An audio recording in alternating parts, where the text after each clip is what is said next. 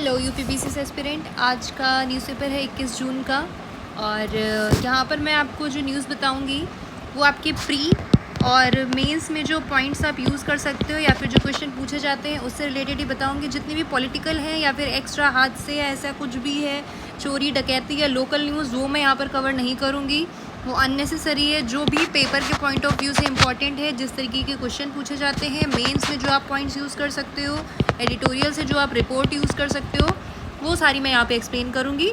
और हम लेकिन पूरा पेपर से गो थ्रू हो जाएंगे, हम पूरा पेपर देखेंगे यहाँ पर, ठीक है। तो आपको ये भी नहीं लगेगा कि आपने पेपर पूरा पढ़ा नहीं है। चलिए स्टार्ट करते हैं। फर्स्ट क्या है हमारा, प्रधानमंत्री नरेंद्र मोदी जी अमेरिका पहुँच गए हैं, न्यूयॉर्क पहुँच गए हैं इस समय, और उन्होंने वहाँ पर बहुत सारे लोगों ने उनका स्वागत किया है, जिनमें से राजदूत जो हैं संयुक्त राष्ट्र की रुचिरा कंबोज, ये प्री के लिए इम्पॉर्टेंट है। और अमेरिका में भारत के जो राजदूत है तरनजीत सिंह संधू, ये भी प्री के लिए इम्पॉर्टेंट है। इन्होंने यहाँ पर इनका स्वागत किया हुआ है। और यहाँ पर ये अंतर्राष्ट्रीय योग दिवस भी मनाएंगे, जिसके बारे में नीचे और इन्फॉर्मेशन दी गई है, वो मैं और डिटेल में अभी बताऊंगी, क्योंकि नीचे अमेरिका और भारत के संबंध के बारे में एक और न्यूज़ दी गई है। यहाँ पर सिर्फ इतना ही जानने वाला है कि वो अभी फ़िलहाल पहुँच गए हैं न्यूयॉर्क में, जॉन एफ कैनेडी एयरपोर्ट पर पहुँच गए हैं, ठीक है। नेक्स्ट क्या है, मुख्यमंत्री बीरेन्द्र सिंह हैं हिंसा के सूत्रधार, केंद्र दखल दे। यहाँ पर क्या हो रहा है कि मणिपुर हिंसा जो चल रही है पिछले 1 महीने से, जो मैं आपको बार बार बता चुकी हूँ क्योंकि ये फ्रंट पेज पे ही न्यूज़ रहती है।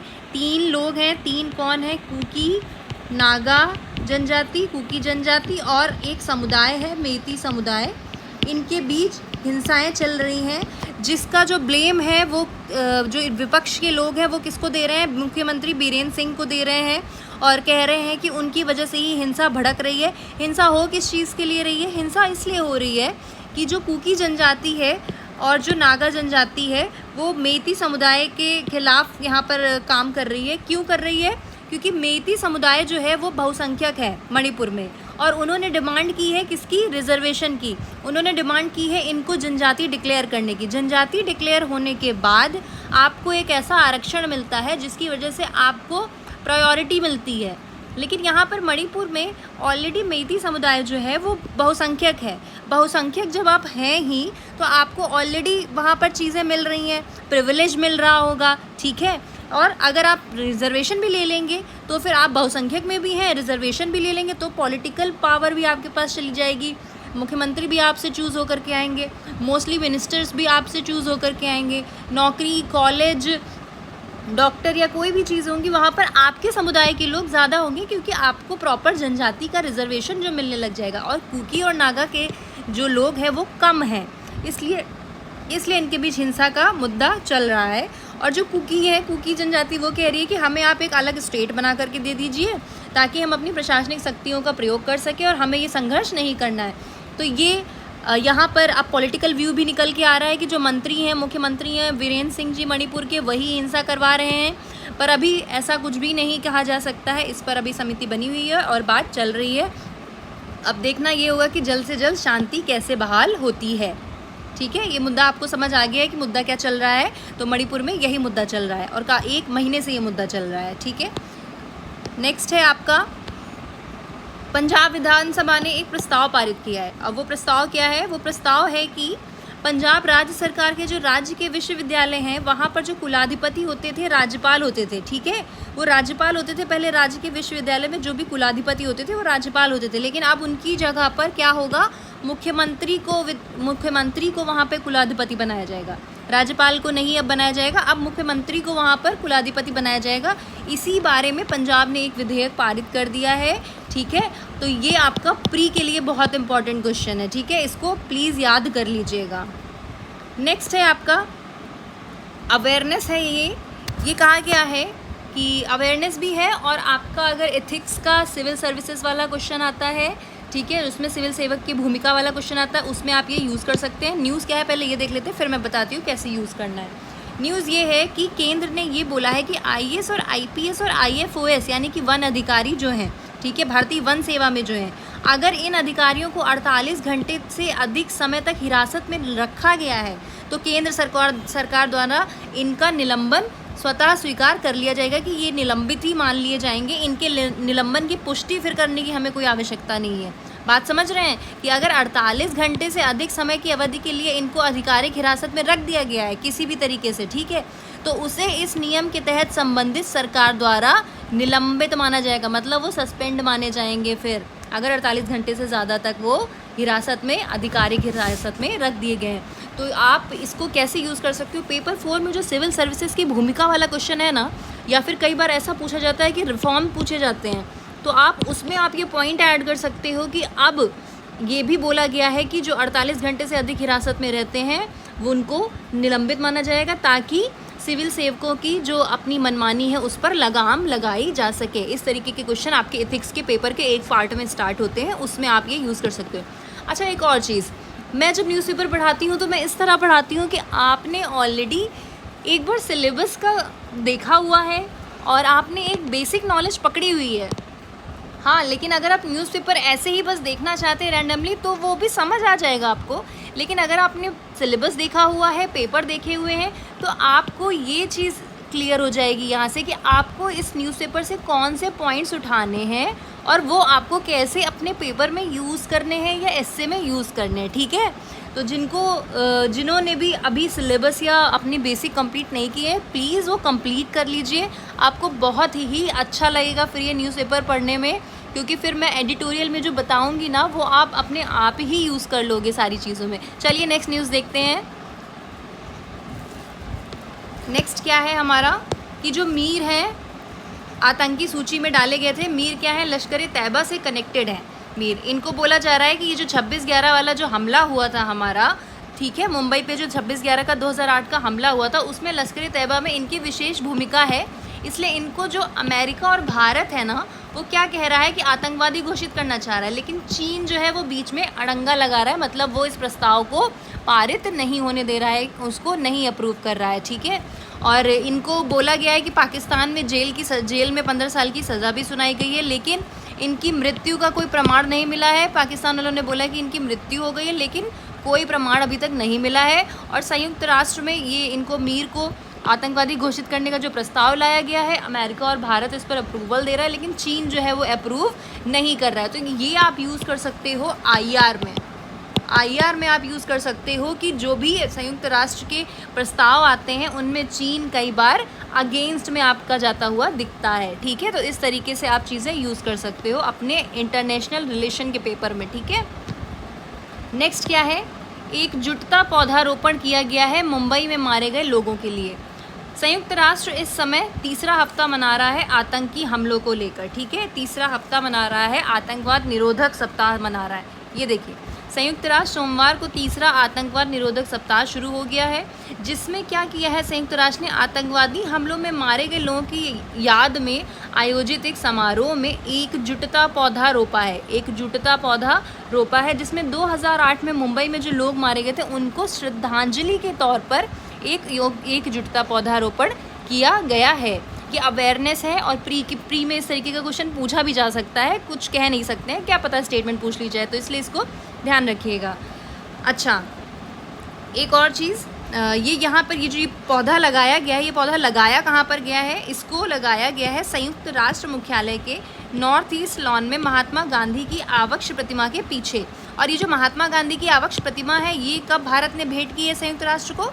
जब सुरक्षा परिषद का अध्यक्षता कर रहा था ना भारत 2022 में, तब ये महात्मा गांधी की जो प्रतिमा है ये इसने भेंट की थी संयुक्त राष्ट्र को, तो वहीं पर ही एकजुटता पौधा लगाया गया है, ठीक है, समझ गए बात। चलिए नेक्स्ट क्या है? हाँ, इसके बारे में इसका सिग्निफिकेंस देख लेते हैं कि एकजुटता पौधा सिग्निफिकेंस क्या देता है, मतलब इसका अर्थ क्या है, इसका क्या सारांश निकाला जाए इस पौधे का। तो इस पौधे को संयुक्त राष्ट्र ने कहा कि एकजुटता पौधा दुनिया भर में आतंकवाद के शिकार लोगों को श्रद्धांजलि देने के लिए लगाया जाता है और हिंसक आतंकवाद एवं उग्रवाद को रोकने तथा उसका मुकाबला करने के लिए अंतर्राष्ट्रीय समुदाय के संकल्पों को प्रतिबिंबित करता है। ये इसका सिग्निफिकेंस है एकजुटता पौधे का, ठीक है। तो चलिए नेक्स्ट न्यूज़ देखते हैं। अब नेक्स्ट क्या है? ये लोकल न्यूज़ है, किसी ने किसी को मार दिया है, कितनी दिल्ली में सीएनजी टैक्सियों पर क्या चल रहा है, ये न्यूज़ इम्पॉर्टेंट नहीं है आपके एग्ज़ाम के लिए। आपको पढ़ना है आप पढ़ सकते हैं, कोई इशू नहीं है, लेकिन यहाँ पर मुझे नहीं लगता इसे एक्सप्लेन करने की कोई ज़रूरत है कि किसने किसको मार दिया या क्या क्या चल रहा है, ठीक है। तो पॉलिटिकल न्यूज़ मैं बिल्कुल भी नहीं ले रही हूँ यहाँ पर। हाँ, ये देखिए, ये मुझे अच्छी लगी न्यूज़ क्योंकि आप इसको क्वेश्चन में यूज़ कर सकते हो। नोएडा ज़िले में 8 नोएडा ज़िले में 8 हेल्थ एंड वेलनेस सेंटर बनाने की मंजूरी दी गई है।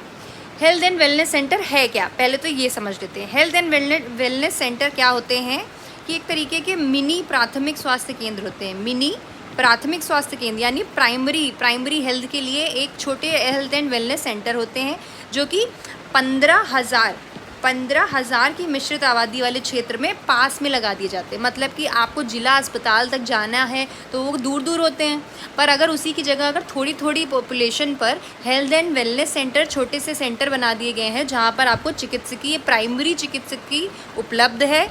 और इसमें क्या उपलब्ध होगा, मरीजों को नज़दीक में ही OPD भी मिलेगा, 24 तरीके की जांच की सुविधाएं भी मिलेंगी जो कि जिला अस्पताल पहुंचने के झंझट से छुटकारा दिलाएगा। तो अभी फ़िलहाल 8 किए हैं नोएडा में, अब धीरे धीरे ये पूरे बढ़ाए जाएंगे और पूरे भारत में इस तरीके से किया जाएगा। तो आप इसको कैसे यूज़ कर सकते हो, आप इसको यूज़ कर सकते हो एस्से में, या फिर स्वास्थ्य से संबंधित अगर क्वेश्चन पूछा जाता है कि भारत की चिकित्सकीय व्यवस्था कैसी है या फिर भारत में चिकित्सकीय व्यवस्था में क्या रिफॉर्म करने हैं, तो आप उसमें ये इन एन एग्जाम्पल आप ये यूज़ कर सकते हो, जो कि बहुत अच्छा है कि हमें हेल्थ एंड वेलनेस जैसे नोएडा में खोले गए हैं उसी तरह और भी खोलने चाहिए। और छोटी छोटी पॉपुलेशन के लिए जगह जगह पर OPD और सारी जाँच की सुविधाओं, प्राइमरी हेल्थ की जो सुविधा है वो वहाँ पर लानी चाहिए ताकि सभी को इलाज मुहैया हो सके, सभी को चिकित्सा का अवसर प्राप्त हो सके, ठीक है। तो आप ये एग्जाम्पल में यूज़ कर सकते हो, कहीं पर भी अगर चिकित्सा से संबंधित, स्वास्थ्य से संबंधित आता है तो आप ये यूज़ कर सकते हो। इसे 1 लाइन में 2 लाइन में नोट डाउन कर लीजिएगा, ठीक है। और प्री के लिए भी इम्पॉर्टेंट है, प्री में भी पूछ सकते हैं कि हेल्थ एंड वेलनेस सेंटर कहाँ पर खोले गए हैं अभी हाल ही में, तो 8 खोले गए हैं, नोएडा में खोले गए हैं, ठीक है, क्योंकि यूपी का भी न्यूज़ आ सकता है ना, इसलिए। चलिए नेक्स्ट देखते हैं। आपका एडिटोरियल आ गया है। एडिटोरियल बहुत इंपॉर्टेंट होता है पूरे ही न्यूज़पेपर में, जिसको मैं बहुत ही अच्छे से समझाती भी हूँ। पूरा मेरा मेनली जो फोकस होता है वो मोस्टली इसी पर ही होता है, ठीक है। तो आज का जो एडिटोरियल है वो निकला है आपदा से संबंधित के लिए। आपदा कौन सी, बिपरजॉय आया हुआ है अभी फ़िलहाल अरेबियन सी में, जो कि गुजरात और राजस्थान में बहुत ही भयंकर तबाही मचाए हुए है। तो इसके बारे में है कि आपदा से इस बार हम लोगों ने सीखा क्या है, या फिर आपदा से हम लोग बचे कैसे हैं, या फिर क्या इंतज़ाम हमारी सरकार ने किए हैं, ठीक है। एक और चीज़, आपदा आपके किस पेपर में आएगा, आपका पेपर 1 जो है ना, जिसमें आपदा से संबंधित, डिज़ास्टर से संबंधित क्वेश्चन आते हैं, डिज़ास्टर मैनेजमेंट से संबंधित, जिसमें तूफ़ान, बाढ़, सुनामी, सूखा, ये सभी टॉपिक आपके सिलेबस में हैं। प्लीज़ सिलेबस देख लीजिएगा, आपको बहुत अच्छा लगेगा सिलेबस देखने के बाद कि येस आप टू द पॉइंट चीज़ें पढ़ रहे हैं। तो ठीक है, आपदा से संबंधित अगर कुछ चीज़ें आती हैं तो यहाँ से आप कुछ इन्फॉर्मेशन कलेक्ट कर सकते हो, वो क्या है वो मैं बताती हूँ। तो ये देखिए, बिपरजॉय चक्रवात अभी आया हुआ है बड़े क्षेत्र पर, संपत्ति का तो नहीं लेकिन जनहानि का, संपत्ति का तो हाँ यहाँ पर नुकसान हुआ है, लेकिन जनहानि का नुकसान नहीं हुआ है, ठीक है। यानी कि जो भारत की आपदा की स्थिति है, आपदा तो भारत में है, लेकिन आपदा के कारण जो हानि पहुँचती है उसमें इस समय जान माल की हानि कम हो रही है, ठीक है। तो इसलिए हम ये कह सकते हैं कि यहाँ पर भारत में अभी क्या हुआ है कि भारत में जो सावधानियां देखी गई हैं तूफ़ान के चलते, आपदा की, जो पहले से ही हमारे रडार सिस्टम इतने इम्प्रूव हो गए हैं, जिसकी वजह से 1 लाख से ज़्यादा लोग सुरक्षित स्थलों पर पहले ही पहुंचा दिए गए, ठीक है। संपत्तियां तो आप नहीं पहुंचा सकते हो ना, तो उसका नुकसान तो हुआ है, लेकिन जनहानि नहीं हुई है, जो कि पहले कहीं ज़्यादा होती थी। जैसे कि गुजरात ने 7वें दशक में जब अत्यंत विनाशकारी तूफ़ान का सामना किया था तो भी लाशों का भंडार लग गया था, ठीक है। उसके बाद क्या हुआ था, 4 जून 1998 को गुजरात में समुद्री तूफान आया था जिसमें सैकड़ों लोग मारे गए। और 2019 में गुजरात में क्यार चक्रवात आया तो केवल संपत्ति की हानि हुई। क्यों? क्योंकि भारत में तूफान की सटीक भविष्यवाणी और उत्तम आपदा प्रबंधन में अब सक्षम होता जा रहा है, दिन पर दिन अच्छा होता जा रहा है। इसलिए आपको याद होगा जब सुनामी आया था तो हमारे यहाँ आपदा प्रबंधन से संबंधित एक्ट ही नहीं आया था। आपदा एक्ट कब आया है? 2005 में आया है, ठीक है, याद रखिएगा। आपदा एक्ट कब आया है? वो आपका 2005 में आया है, जब सुनामी आ गई थी उसके बाद आया था। तो ऑब्वियस है ना कि हम लोग चीज़ों को बचा नहीं पाए, लेकिन उसके बाद से हम इम्प्रूव कर रहे हैं और हम ट्राई कर रहे हैं कि जो जन हानि, जो मानव संसाधन की हानि है, वो किसी भी तरह ना होने पाए। ठीक है, तो गुजरात में जब क्यार चक्रवात आया 2019 में, तो भी संपत्ति की हानि हुई थी, जन और पशुओं की हानि नहीं हुई थी। 2020 में निसर्ग आया था महाराष्ट्र में, आपने सुना था। 2021 में गुजरात में तौकते भी आया था। ठीक है, ये सब आप एग्जाम्पल में लिख सकते हो। एग्जाम्पल में आप लिख सकते हो कि भारत का आपदा सिस्टम कितना इम्प्रूव्ड हो गया है। भारत का आपदा प्रबंधन जो सिस्टम है, वो प्रणाली कितनी मजबूत हो रही है। इसकी वजह से 2019 में जो क्यार चक्रवात आया गुजरात में, 2020 में निसर्ग आया, 2021 में तौकते तूफान आया, उसमें संपत्ति की हानि तो हुई लेकिन जन और पशु हानि नहीं हुई। तो ये सब आप एग्जाम्पल में कोट कर सकते हो। ठीक है, नेक्स्ट है, इसी तरह 2019 में फौनी तूफान उड़ीसा में आया था, उसने भी जनहानि नहीं कर पाई क्योंकि हमारे रडार सिस्टम, हमारे मौसम विज्ञानी super computer Doppler radar system, श्रेष्ठतम तकनीकी माध्यमों से क्या हुआ, हमारा चक्रवात के जो अनुमानित और वास्तविक रास्ते का मानचित्र था, उसके विभिन्न क्षेत्रों में प्रभाव के चित्र बनाने में सफल रहे। तो हमने पहले ही मैपिंग कर ली, हमने पहले ही सारी आपदाओं के बारे में जान लिया और हम वास्तविक चक्रवात का जो मैप था, क्या अनुमान लगा रहे थे, वो सब हमें पता चलने लग गया क्योंकि अब भारत भी टेक्नोलॉजी में इम्प्रूव हो गया है। ठीक है, इसलिए हम इम्प्रूव हो रहे हैं और मानव संसाधन को हम बचा पा रहे हैं। ठीक है, बहुत अच्छा सा एडिटोरियल आज निकाला है। और अब हम एक और चीज़ एक्सपेक्ट कर रहे हैं कि यहाँ पर चलिए ठीक है, हम चक्रवात और इनसे तो निपटने के लिए ठीक हो गया है, लेकिन जब बाढ़, सूखा, भूकंप और बवंडर जैसी घटनाएं होती हैं ना, बाढ़, सूखा, भूकंप और बवंडर की जो घटनाएं होती हैं, उनकी सूचनाएं भी अगर हम ठीक से मिल सकें, उनके अनुमान भी अगर ठीक से कारगर बना सकें तो कितना बेहतर होगा। ठीक है, कृषि का बेहतर नियोजन संभव हो सकेगा यदि बाढ़, ठीक है, सूखा, भूकंप और बवंडर, इन सभी चीज़ों को अगर हम रोक सकते हैं, तो रोक नहीं सकते हैं बट ऐसा अनुमान लगा करके हम पहले से कुछ निजात पाने के लिए चीज़ें कर सकें, ताकि अतिवृष्टि या अनावृष्टि, यानी अतिवृष्टि का मतलब होता है और अनावृष्टि का मतलब होता है अधिक बारिश या फिर कम बारिश होने पर, यानी सूखा पड़ने पर, या फिर आपकी बाढ़ आ गई या फिर इतना ज़्यादा बवंडर आ गया, तो इसके जो परिणाम होते हैं उससे कृषि पे बहुत ज़्यादा असर पड़ता है। ठीक है, तो इन परिणामों से कारगर ढंग से निपटा जा सकेगा यदि हम इन पर भी अच्छे से काम कर लें। किसान भी बारिश के अनुपात के हिसाब से फसलें बोने लग जाएगा, फिर वो मोटे अनाज की तरफ मूव करेगा, ऐसे बीज उगाएगा कि ठीक है इस साल सूखा पड़ने वाला है भाई इतना इतना, तो हमको ऐसी फसल चक्र लगाना चाहिए, ना कि ऐसी फसल चक्र लगाना चाहिए कि बारिश हो ही नहीं रही है और हमने लगा दिए पानी वाला पूरा धान ही धान पूरा सूख गया। तो इस तरीके से हम कृषि में भी इम्प्रूव कर सकते हैं, अपने खाद्यान्न सुरक्षा को बढ़ा सकते हैं। जनसंख्या घनत्व की दृष्टि से समुद्री तटीय इलाकों में आबादी ज़्यादा होती है। यस, ये तो आप समझते हैं कि सबसे ज़्यादा घनी आबादी कहाँ होती है, तटीय इलाकों में। क्यों होती है? क्योंकि आजीविका के लिए समुद्र पर निर्भर होते हैं और जिसके कारण हमारा क्या है, हमारे समुद्री तूफानों का सबसे ज़्यादा संकट इसी आबादी को झेलना पड़ता है। समझ रहे हैं? तो इसलिए यहाँ पर घनत्व ज़्यादा होता है, इसलिए जन माल की हानि ज़्यादा होती थी। और ये लोग क्यों यहाँ पर रहते हैं? क्योंकि आजीविका के साधन समुद्री तटों पर अधिक होते हैं।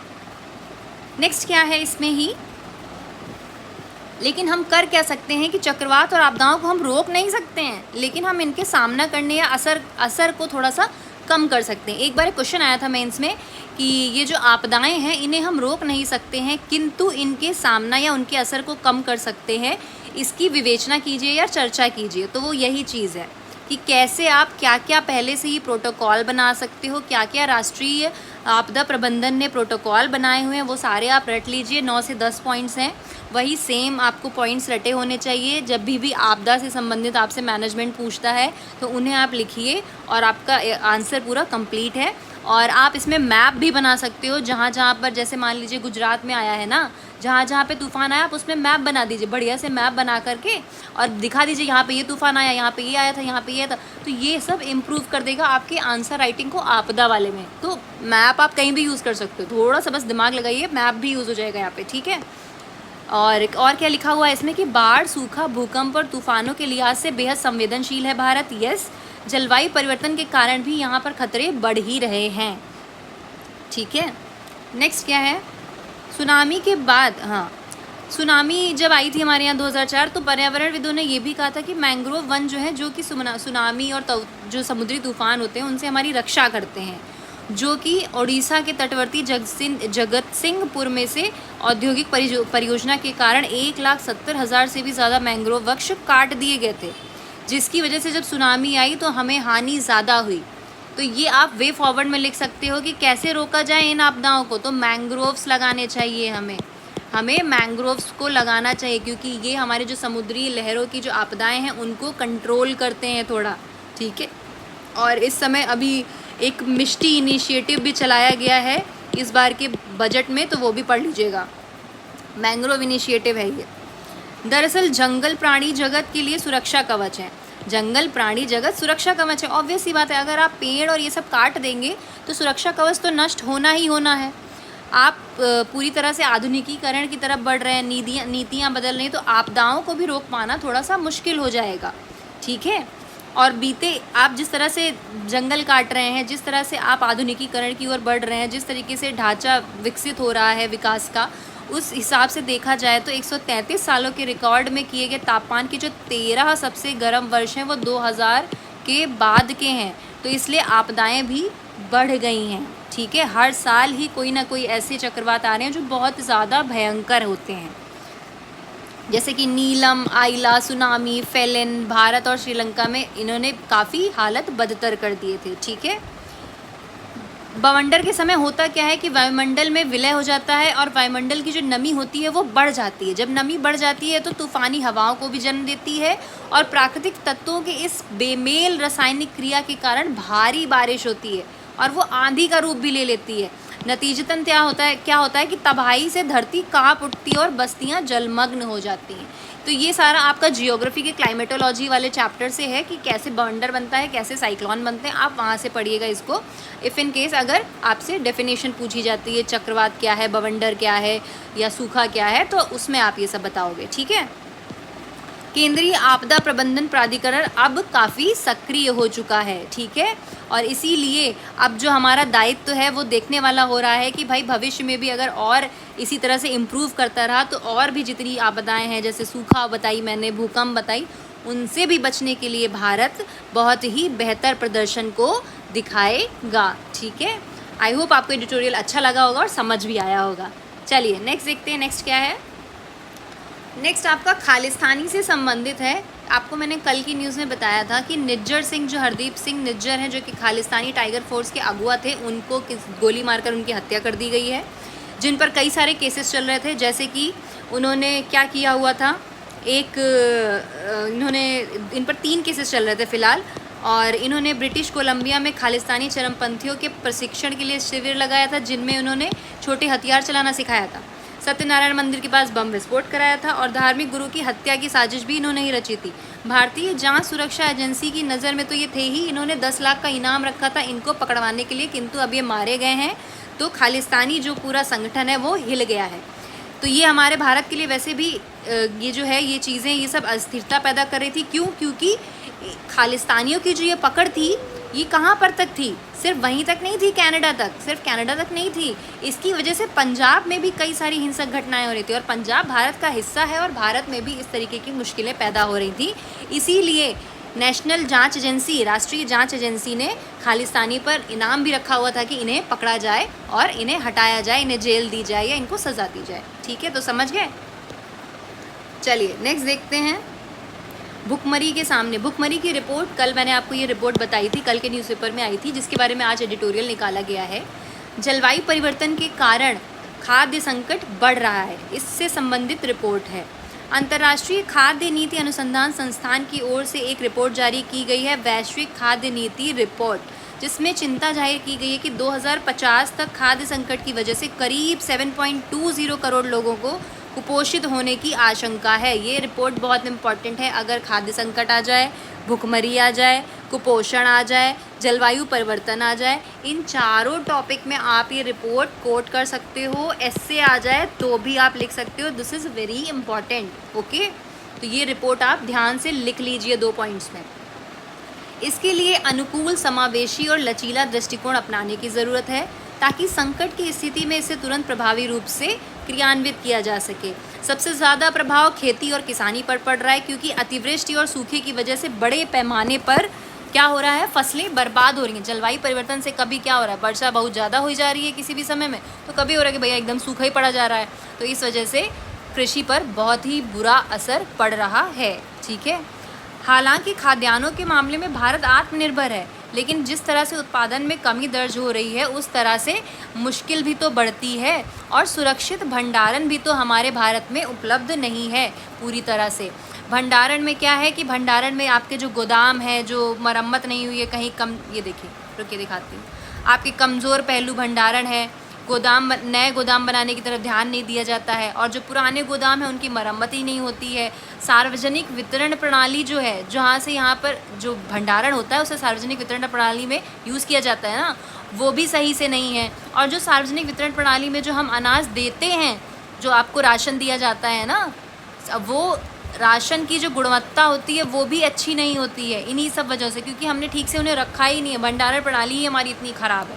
ठीक है, तो दुनिया में वैसे भी भारत को कहा गया है कि यह अधिक, दूसरे देशों के मुकाबले कहीं अधिक कुपोषित बच्चे भारत में हैं। तो हमें अपनी खाद्यान्न सुरक्षा को ठीक करने की ज़रूरत है, भंडारण सुरक्षा को करने की ज़रूरत है, और अपना निगरानी सिस्टम बढ़िया करने की ज़रूरत है, ताकि हम सूखा और इन सारी चीज़ों से भी निपट सकें और उसके अकॉर्डिंग फसल चक्र को लगा सकें। हमें कृषि में भी रिसर्च की ज़रूरत है कि किस तरह से सूखा और अतिवृष्टि से निपटा जा सके। ठीक है, तो इस तरीके की चीज़ें आप यूज़ कर सकते हो। इसमें जलवायु परिवर्तन से अगर कृषि पर असर पड़ता है, ये बहुत ही अच्छा टॉपिक है और इसके बहुत सारे डायमेंशंस हैं। अगर आपको पढ़ना हो तो आप कमेंट करिएगा, मैं अलग से इसके सारे डायमेंशंस बता दूंगी आपको। चलिए नेक्स्ट देखते हैं। ये आपकी एक तरीके से फॉरेस्ट रिपोर्ट जो इस समय चल रही है ना, वो लिखी हुई है, तो मैं सोच रही थी कि आपको रिकॉल करा देती हूँ। तो अभी भारत का जो कुल वन क्षेत्र है वो 24.56% है, जिसमें वन क्षेत्र जो है 21.67 है, और जो वृक्ष क्षेत्र है वो 2.89% है। ठीक है, ये डेटा आपसे प्री में पूछ लिया जाता है डायरेक्ट। क्षेत्रफल की दृष्टि से मध्य प्रदेश में देश का सबसे बड़ा वन क्षेत्र है। मध्य प्रदेश सबसे बड़ा वन क्षेत्र है, इसके बाद अरुणाचल प्रदेश, फिर छत्तीसगढ़, फिर उड़ीसा और फिर महाराष्ट्र। और प्रतिशत की अगर रूप से हम देखें तो वनावरण में कौन शीर्ष पर है? मिजोरम, अरुणाचल प्रदेश, मेघालय, मणिपुर और फिर नागालैंड। वन क्षेत्र शब्द का मतलब क्या होता है वो हम देख लेते हैं। सरकारी रिकॉर्ड के अनुसार भूमि की कानूनी स्थिति को जो दर्शाता है वो आपका वन क्षेत्र होता है, और जबकि वन आवरण जो होता है वो किसी भी भूमि पर पेड़ों की उपस्थिति होती है। आवरण मतलब पेड़ों की उपस्थिति, और वन क्षेत्र होता है जो सरकारी रिकॉर्ड में भूमि होती है वो वन क्षेत्र होता है। तो कभी ये भी प्री में क्वेश्चन पूछ लिया जाए अगर वन आवरण और वन क्षेत्र में डिफरेंस, तो आपको ये पता होना चाहिए। तो ये बस आपके प्री पॉइंट ऑफ व्यू से मैं बस रिकॉल करने के लिए आपको बताई थी। आप लोगों ने डेटा पढ़ा ही होगा ऑलरेडी पीसीएस के प्री के टाइम पे। चलिए नेक्स्ट देख लेते हैं क्या है।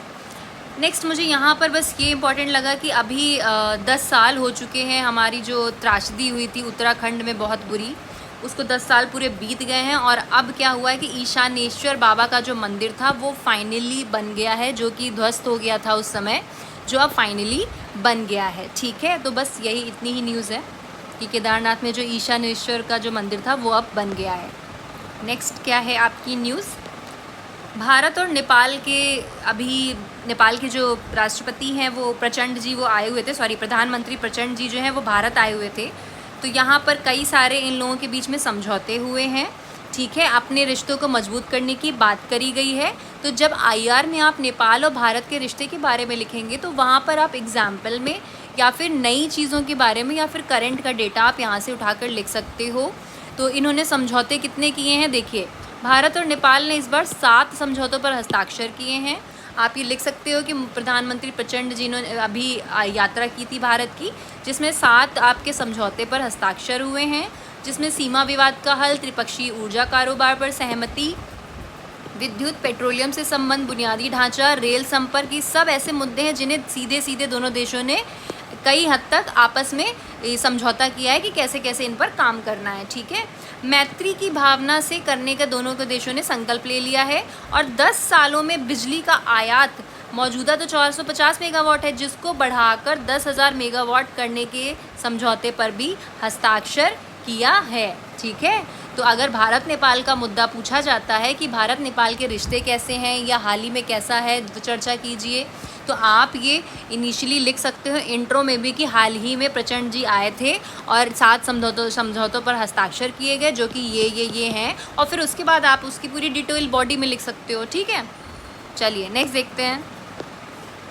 मैं बहुत जल्दी तो नहीं बता रही हूँ, आप प्लीज़ मुझे बताइएगा अगर बहुत जल्दी बता रही हूँ तो मैं उसको और आराम से डिटेल में भी एक्सप्लेन कर सकती हूँ। ठीक है, हाँ, सिक्किम से ये रिलेटेड रिपोर्ट है, ये काफ़ी अच्छी है कि आपके इन्वायरमेंट वाले पेपर में इम्पॉर्टेंट है, आप इसको एज एन एग्जाम्पल यूज़ कर सकते हो। सिक्किम देश का सबसे घने वन क्षेत्र वाला राज्य है, आपको पता है। ठीक है, और इकोलॉजिकल स्टेट सिक्किम को कहा जाता है, जो कि 2016 में डिक्लेयर किया गया था, और इसको मिक्स हेरिटेज क्षेत्र भी घोषित किया जा चुका है यूनेस्को के द्वारा। और यहाँ पर कुल 9 संरक्षित क्षेत्र हैं। राज्य का 82.31% वन क्षेत्र है। अब क्या हो रहा है कि कार्बन क्रेडिट की कमाई के लिए एक योजना बना रहा है सिक्किम, जो है सबसे घना वन क्षेत्र है वहाँ पर, तो कार्बन क्रेडिट की कमाई के लिए पर्यावरण मंत्रालय एक योजना बना रहा है। कार्बन क्रेडिट क्या है? कार्बन क्रेडिट किसी भी देश द्वारा पर्यावरण से हानिकारक गैसों का उत्सर्जन कम करने के लिए विश्व के सम्मेलन द्वारा दिया जाता है। यानी कि आप जितना उत्सर्जन जो कार्बन का है, हानिकारक गैसों का है, वो कम करोगे तो आपको कार्बन क्रेडिट मिलेगा, मतलब पैसे मिलेंगे एक तरीके के, कार्बन क्रेडिट उसको कहते हैं। ठीक है, तो उसके बदले आप उद्योग एस्टेब्लिश कर सकते हो, तो ये कार्बन क्रेडिट होता है।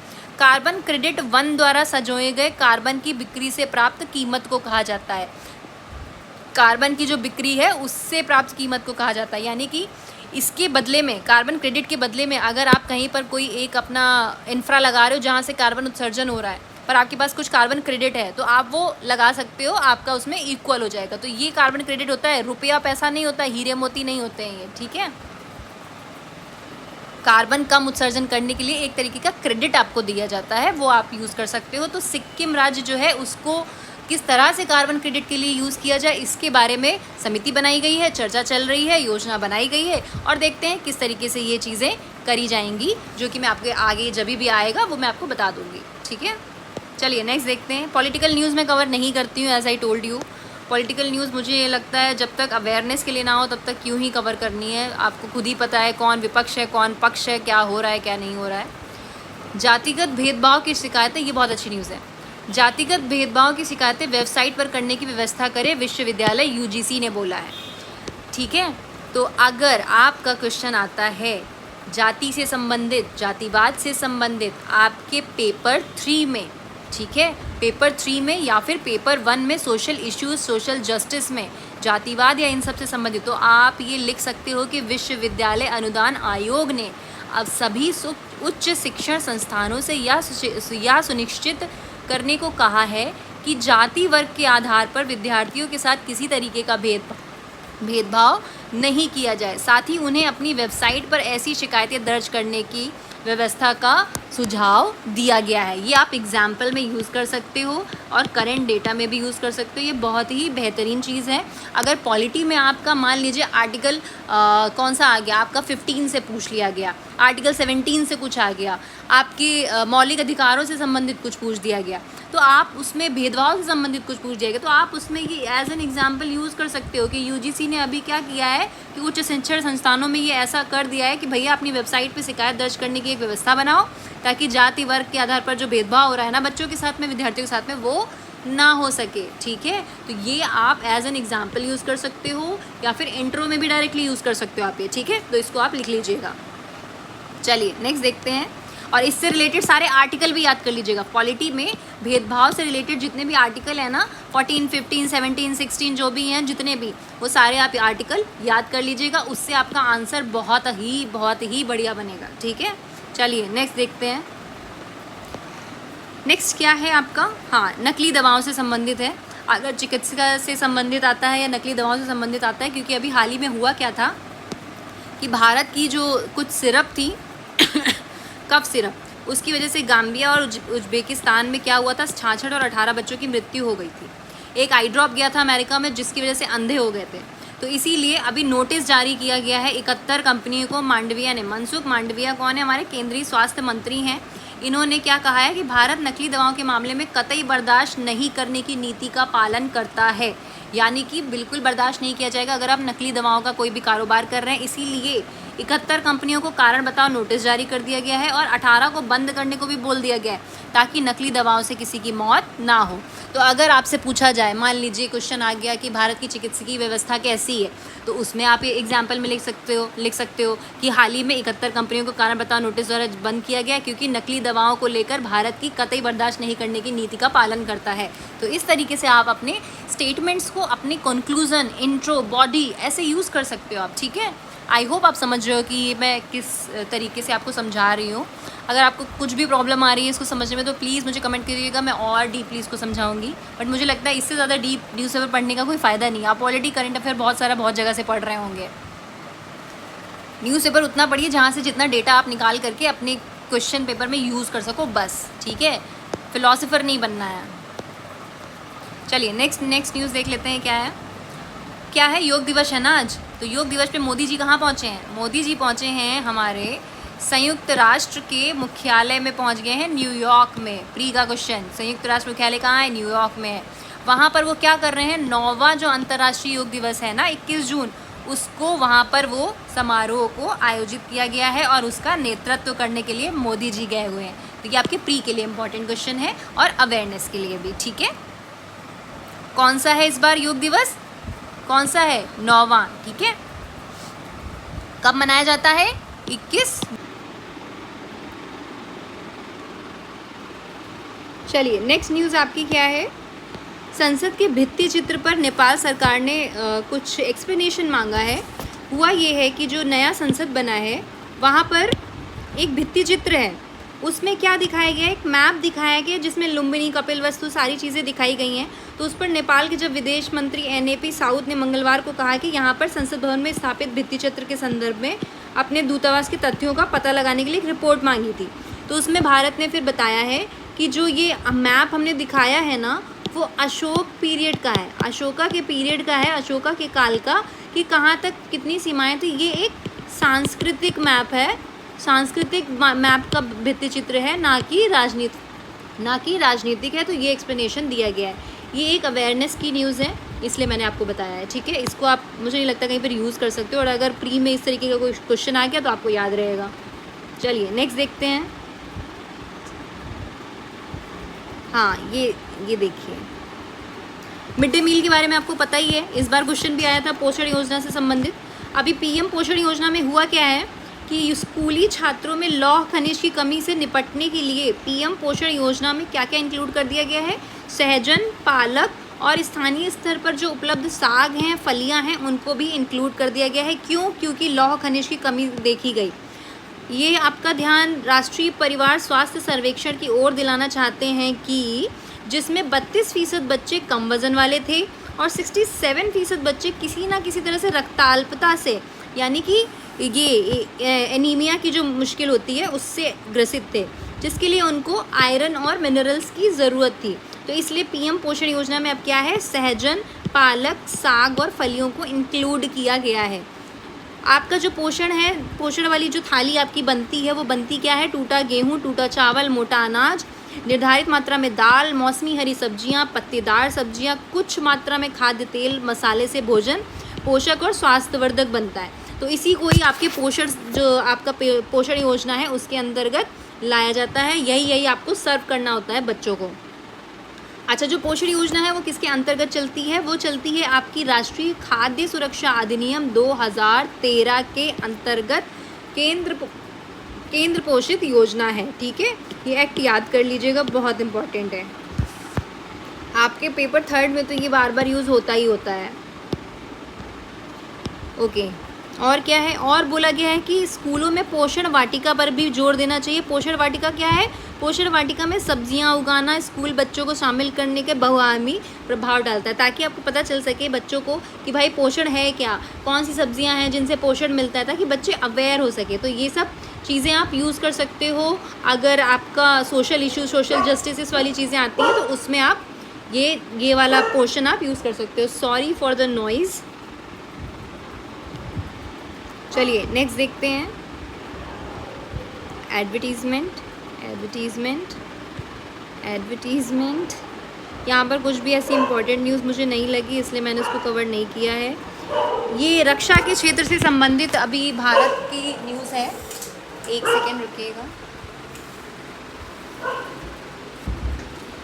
हाँ, देश रक्षा सहित अन्य क्षेत्रों में भी क्या हो रहा है, आत्मनिर्भर हो रहा है, ऐसा राजनाथ सिंह जी ने कहा है। राजनाथ सिंह जी ने हमें क्या बताया है कि हमारा देश जो है वो रक्षा सहित अन्य क्षेत्रों में भी आत्मनिर्भर बन रहा है। अभी इस समय रक्षा उपकरण 25 देशों को निर्यात किए जा रहे हैं और 16,000 करोड़ का निर्यात इस क्षेत्र में किया गया है। ये डेटा आप कहाँ यूज़ कर सकते हो? ये डेटा आप यूज़ कर सकते हो आपकी अगर सिक्योरिटी वाला पेपर आता है, IR वाले में नीचे सिक्योरिटी से रिलेटेड है ना, तो सिक्योरिटी वाले में आप ये यूज़ कर सकते हो कि इस समय भारत जो है रक्षा क्षेत्र में 16,000 करोड़ का निर्यात करता है और 25 देशों को निर्यात किए जा रहे हैं रक्षा उपकरण भी इस समय भारत निर्यात करता है 25 देशों को भी, ठीक है। और निजी क्षेत्र के उद्यमियों को प्रोत्साहित भी कर रहा है, आत्मनिर्भर बन रहा है। इसी के साथ ही साथ कई सारे इंफ्रा पर भी काम कर रहा है भारत, जैसे ऋषिकेश हरिद्वार का पर्यटन और योग की राजधानी के रूप में विकास कर दिया गया है। टनकपुर बागेश्वर रेल लाइन की परियोजना बना दी गई है। ऋषिकेश कर्णप्रयाग रेल लाइन पहाड़ में रेल के सपने की परिकल्पना को पूरा कर दिया है, जो कि प्रधानमंत्री मोदी जी के गतिशील नेतृत्व में विश्व में भारत का सम्मान बढ़ाने के लिए किया गया है। अगर आत्मनिर्भर भारत से संबंधित कोई इससे आता है, कोई टॉपिक आता है, तो आप वहाँ पर ये चीज़ें कोट कर सकते हो, ठीक है। चलिए नेक्स्ट देखते हैं। नेक्स्ट आपका प्री से इम्पॉर्टेंट, प्री से रिलेटेड है।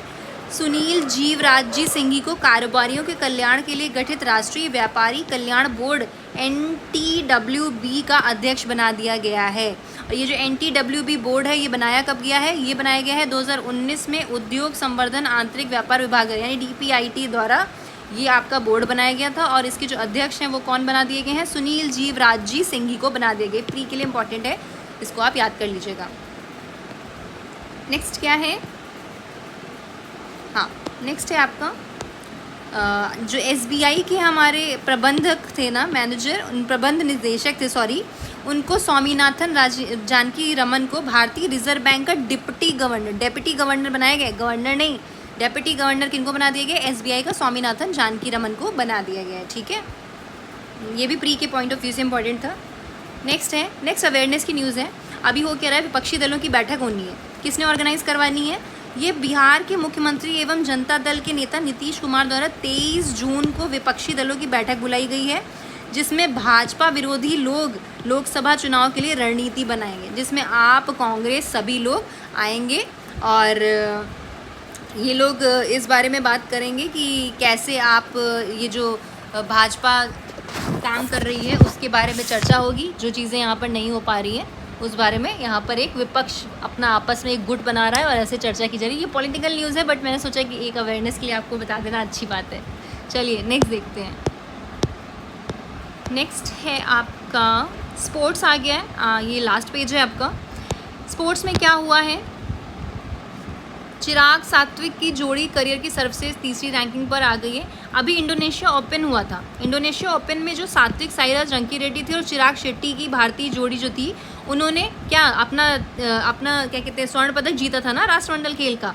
तो अभी वो पूरे ओवरऑल रैंकिंग में 3rd नंबर पर है, ठीक है। तो सात्विक साईराज रंकीरेड्डी और चिराग शेट्टी भारतीय जोड़ी ने BWF द्वारा जारी जो ताज़ा रैंकिंग है उसमें तीसरे स्थान पर है और राष्ट्रमंडल खेल में अभी स्वर्ण पदक भी इन्होंने ही जीता था, ठीक है।